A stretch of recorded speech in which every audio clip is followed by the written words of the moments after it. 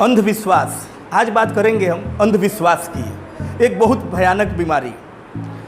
एक आश्रम में एक महात्मा जी रहते थे। महात्मा जी के पास एक बिल्ली आई और बिल्ली जब आई तो उन्होंने क्या किया, उसे कुछ रोटी वगैरह महात्मा जी ने खिलाई उसे।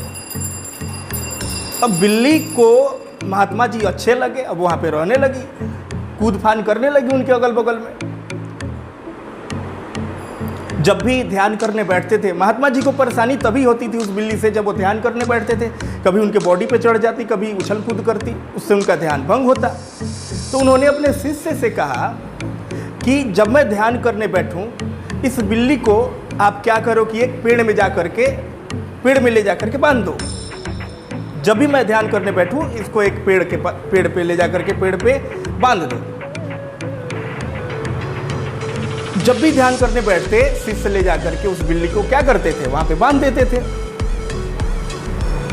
और यह लगातार कुछ दिनों तक चलता रहा। एक दिन महात्मा जी की मृत्यु हो गई और उसके कुछ दिन बाद उस बिल्ली की भी मृत्यु हो गई। और फिर जो महात्मा जी के मुख्य शिष्य थे, अब ये महात्मा बने।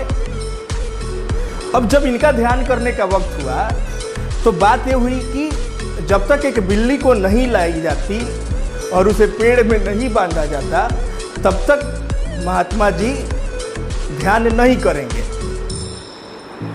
अब यह परंपरा चलने लगी। जब भी महात्मा जी को ध्यान करना होता, बिल्ली को बांधा जाता और तब महात्मा जी ध्यान करते। और यह परंपरा चलती रही।